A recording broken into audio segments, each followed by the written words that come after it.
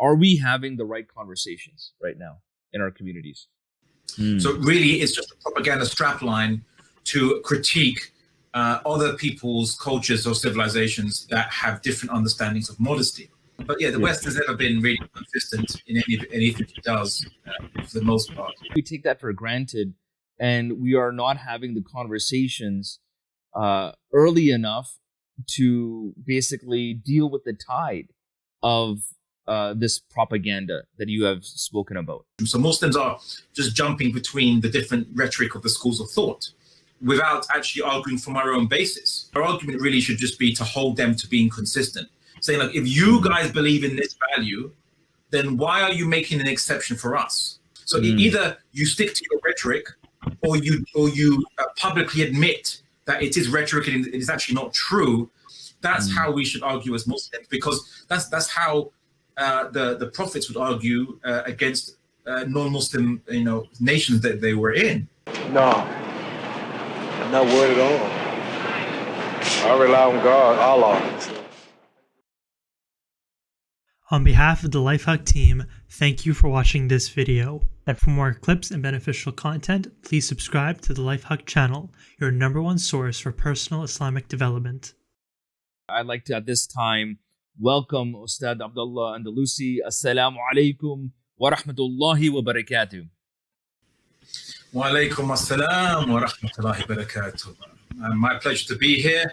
I wish I was there in person, but obviously there are certain circumstances which have contrived to have kept all of us isolated in our homes. So, khair inshallah. Yes. Yeah, no, subhanAllah, it's always a pleasure. I think there's an extra sweetness when you meet people when you're traveling for the sake of Allah subhanahu wa ta'ala. When people, oftentimes people that will travel for vacation or for, business related issues. But I've had the blessing from Allah subhanahu wa ta'ala to actually travel for the sake of Allah subhanahu wa ta'ala, and also meet travelers who do come to my location traveling for the sake of Allah subhanahu wa ta'ala. And I believe there's a special bond that's created when you do that, when you make that effort. Now let's get right into it. I would say the launching pad for the topic is going to be, are we having the right debate? And I think maybe we can even generalize that further by saying, are we having the right conversations in our community? And when you hear a lot of what is being discussed on social media, perhaps issues are highlighted that don't have the most relevance for us as a community. And I just want to throw that out to you to get us started. Are we having the right conversations right now in our communities? So there's two levels to this, you could say. So the first level is the topics that hold the most resonance in the Muslim community, and then there's the method of discussion that occurs within the Muslim community and between Muslim community and other communities. I say broad stroke Muslim community, but I certainly only mean that it just seems to be that there's a particular culture of practice that seems to be quite ubiquitous, which I think needs to be focused on. It needs to be kind of changed for a better practice. But before we get to that, before I start my rant, we'll just discuss obviously the topics. So what you'll generally see in the Muslim community is the kind of topics that I remember I've always held the most resonance in the Muslim community is generally speaking things like, you see lectures on the end times, lectures on jinn, on really obscure matters generally. That gets packed out audiences when we had audiences, but the highest kind of attendances. But if you want to talk about things which are more pertinent, like, okay, well, what is the actual practical way what practical means can we do to basically solve the multivarious problems that we face in the Muslim world, the invasions of Muslim land, the bombings of Muslim land, the divisions of the Muslim world, the nationalism being a problem in the Muslim world, and of course occupation of various countries like Kashmir, but like the genocide that's occurring against our brothers and sisters amongst the Uyghur population, the Rohingya population, the repression and suppression of the Palestinians. The list just goes on and on and on, and it only seems to be getting worse over time.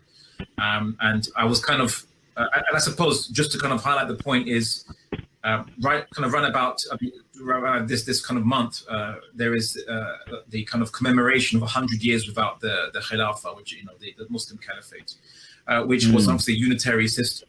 Now I know towards the end of its life, it got weaker and weaker, and it couldn't really do much. But for the main parts of Islamic history, or Muslim history, the Caliphate just represents unity of the Muslims, unity of our resources, unity of our politics. And so when one part of the Muslim Ummah had a problem, the other part could respond in an organized manner, or have some access by which it could rally behind and make some kind of response, effective or not, but it had that kind of access, it had that kind of rallying point. So Muslims, the discussion of that topic, discussion of the problem of nationalism that divides us into groups and factions, this has much smaller interest in the Muslim community. And to topics which are actually have no real kind of significance. Now, all the topics that are being discussed in the Muslim community are more short-term issues, like, look what happened with the oppression of Muslims in Switzerland concerning the niqab ban, which in a twist of sadistic irony occurred on International Women's Day. They banned women from wearing clothing they wanted in Switzerland. By referendum. It's not even by the government doing it. Usually governments are doing it off their own kind of cognizance, but now it's actually the people, or a majority of the people, voting for it deliberately, rather than like France, where it would just be the legislators, the representatives of the people doing so. But I thought women should be allowed to wear whatever they want, or maybe there's exceptions to that. Well, according to, you could say, Western ideological rhetoric, otherwise known as propaganda, they say we let women wear whatever they want, but in practice, of course, they generally don't. Which is, I suppose, some things obviously we would agree on, such as there's a general ban, for the most part, in practice against nudism. So you can't be a nudist and walk around the city completely naked, because that would kind of fall foul of certain indecency laws. And then nudists or naturists, as they might call themselves, they actually might argue that this is not true, that you can't just wear what you want, because they don't want to wear anything in a public site. So, but you see, there is a reason why the West would say we believe in letting women wear what they want. That propaganda is kind of targeted at societies whereby they don't like types of modesty that they don't agree with. So really, it's just a propaganda strapline to critique other people's cultures or civilizations that have different understandings of modesty or public decency. Whereas in the West has a minimum understanding of, when we say a minimum, I don't know how to describe minimum, but short of being completely without clothing, right? Yes. Just short of that, they've set the barrier currently there. So anyway, but yeah, the West has never been really consistent in anything it does, for the most part. Would you say, like, just to maybe highlight a specific issue in terms of a conversation that should be had in our community? Do you think we take for granted our practices, our values, things that we're accustomed to, like, seeing that sisters wearing hijab in our community or niqab or whatever? Do you think we take that for granted, and we are not having the conversations early enough to basically deal with the tide of this propaganda that you have spoken about? Well, as I said, it's Muslims generally, when responding to xenophobia against themselves, them being portrayed as a different, an alien or foreign culture, religion, and people, they usually adopt left-wing rhetoric and arguments to try to defend themselves. And the left wing certainly offer them out for us, and they offer their wings for us to hide underneath. But it comes with an ideological price tag, which is you have to adopt their value system. So you'll see Muslims arguing that the hijab shouldn't be banned because women should be allowed to wear what they want. But nobody, short of nudists and naturists, truly believe that, right? I wasn't going to say the left wing because there'll be probably left wing members who actually are supporting naturists and nudism. As they're right, fine, let them not wear what they want. Let them take off their clothes in public, and you can have old men walking around with in front of children in the street, exposing themselves, which no one would. Which hopefully that should kind of motivate people to see just how kind of distasteful that is, and they should obviously prevent that from occurring. But that's what nudism and naturism, obviously, if you're going to apply it consistency, will lead to. If you apply it consistently, that will lead to. So you need to. But Muslims adopt left-wing arguments, and then of course, but we ourselves don't believe as Muslims, like anyone else doesn't believe, except nudists, that we don't believe that people can wear what they want in society. And if you do anything that affects other people in society, and it doesn't mean you have to, it doesn't mean just attacking them physically, but any other things, there are many things you do that affect other people. So Islam just kind of almost has a very common sense approach to this, which is just say, well, we have to regulate how you affect other people to stop you doing things which might cause a type of oppression to other people in various ways. And obviously we notice in the common sense way, even in the West, you have you have to have regulations on noise. So you can't have a really noisy, music playing that keeps your neighbors up at night. It could be a nuisance, a social nuisance, and there are fines and laws and maybe even jail time in some countries, depending on just how much of a persistent nuisance you are. It causes what they call harassment, right? Yeah. So the West has a concept of harassment in society, harassment in public, which need not be physical assault. So, but as Muslims, when we just jump on the left-wing bandwagon and use whatever left-wing arguments we can find, and then when that doesn't work, if there is a, let's say, argument to say, well, we need to have, if there are Muslim adoption charities, well, there was a case with Catholic adoption charities in the UK, and they didn't want to adopt children to same-sex couples. Right now, they weren't publicly funded. Right, they were funded privately with their own funds, but they didn't want to give. They want to adopt children give children to be adopted by same-sex couples. And then the law of kind of the Equalities Act that we have in the UK was enacted, and of course that couldn't be allowed, and so they chose to just stop being an adoption charity and stop kind of finding parents for adopted children rather than compromise their religion. But the arguments that were generally kind of used is that it goes against their freedom of religion and to defend conservative values, which is now that's kind of what you call conservative arguments in the Western spectrum. So Muslims are just jumping between the different rhetoric of the schools of thought without actually arguing from our own basis, which is on our own basis is, okay, we don't expect non-Muslims to believe that what the Quran says. Of course, the point of Dawah is to make them believe in the Quran by debate and discussion and persuasion. But we can highlight that anything they do to us, which is an oppression, contains a contradiction of their principles that they profess. And our argument really should just be to hold them to being consistent. Saying, like, if you guys believe in this value, then why are you making an exception for us? Okay, if we are meant to be the citizens like you are, and we're all under a social contract that we will all be consistent in our treatment of each other, and therefore your opinions are not better than ours. And if we disagree, you can't impose your opinions upon us ourselves. So, in essence, we're only holding Western countries to being consistent. But we don't say that we believe in particular values that they hold. We just say that either be consistent or change your your system, right? So either be consistent with how you apply it, or just admit that you don't follow these ideas. Either way, at least we know where we stand. So I once said to a French person about this matter, about the matter of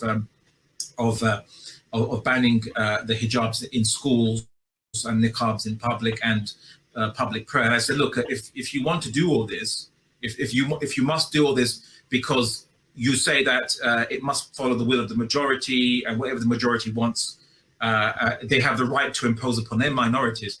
If you don't see any problem with that, then that's kind of, it's not fine, but that's fine if you want to do that. But then just don't tell the world that you're a quote unquote free country that protects minorities and gives minority rights. At least don't lie about it, right?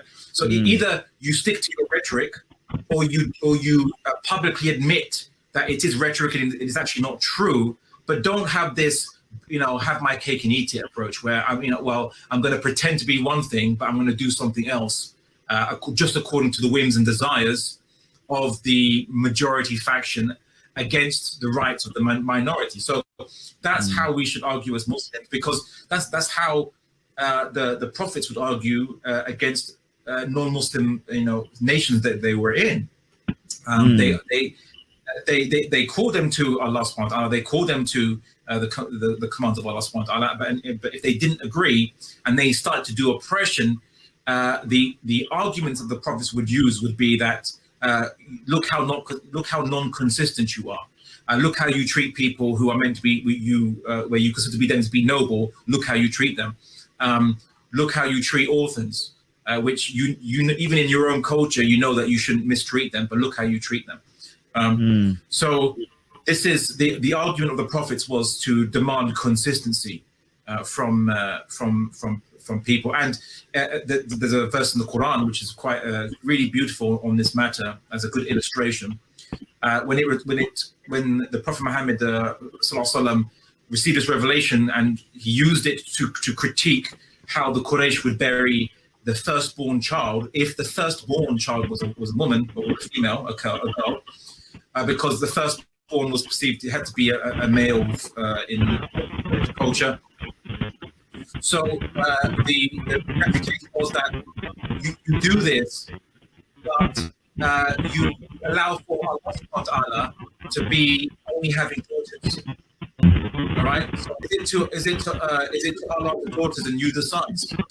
So the Quranic argument in this case is, although the Quran condemns idolatry and pagan idols and attributing daughters or sons to Allah subhanahu wa ta'ala, but in this particular verse, it really just points out the inconsistency in Quraysh culture,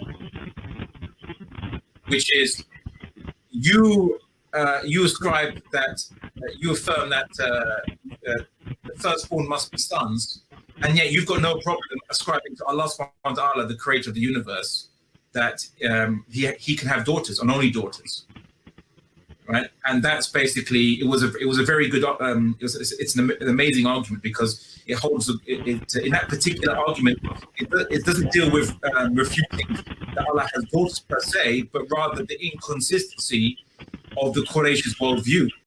Yes, so your points are, I believe, very valid. And what do you think is the cause for our community not to have those conversations externally? Do you think internally, amongst ourselves, we aren't discussing these issues enough, or talking about arguments and bringing up these types of inconsistencies?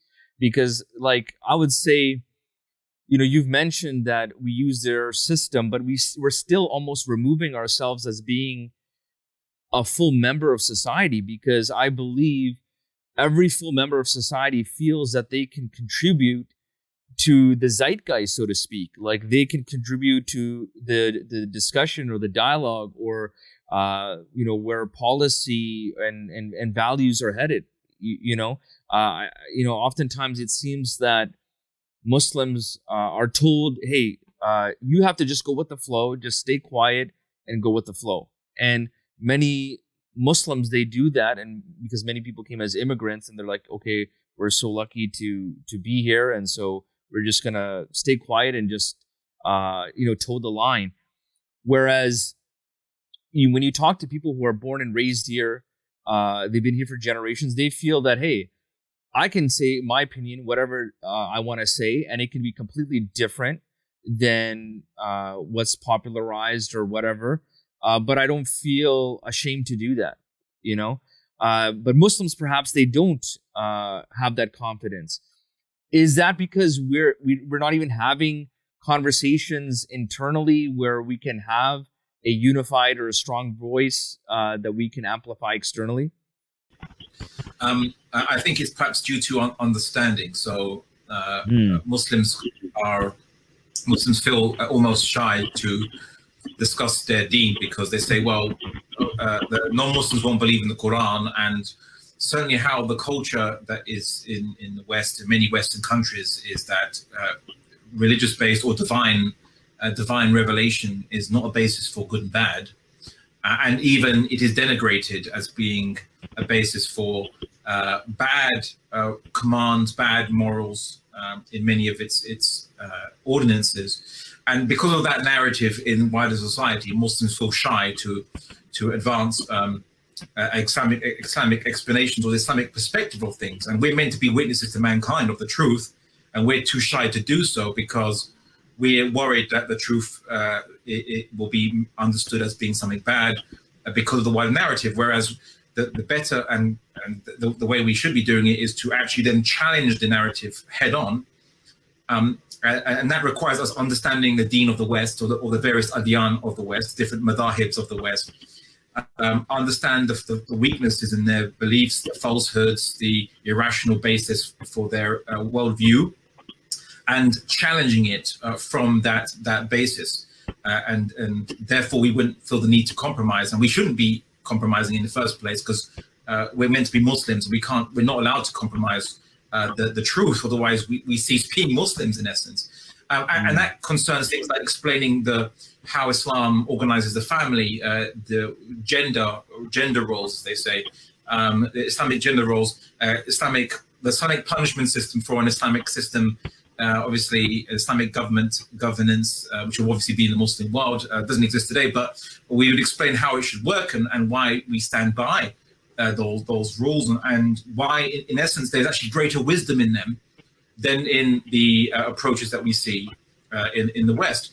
Because we don't have that angle, we don't have that perspective, and we don't have that understanding, we're generally very, very shy to speak. And then many Muslims will even deny aspects of Islam which are deemed to be problematic when they are raised in public by what you call Islamophobes, xenophobes, or left wingers who are conscious of the disparity between Islam and various left wing ideologies.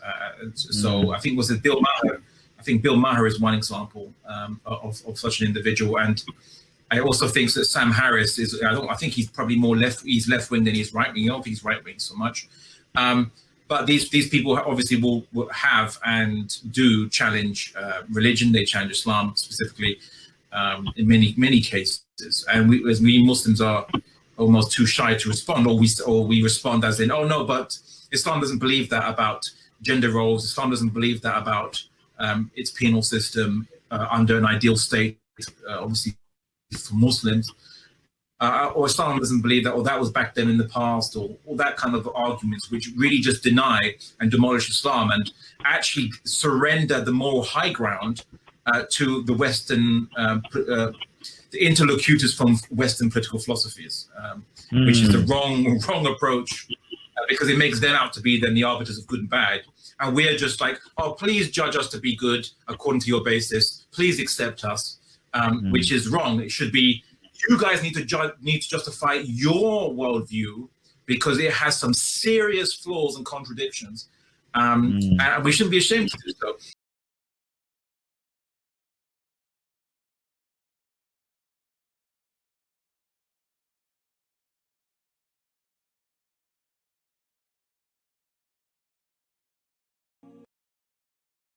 Do I feel that the New York police are providing enough protection, or do I have to have protection of my own? I look for protection from Allah.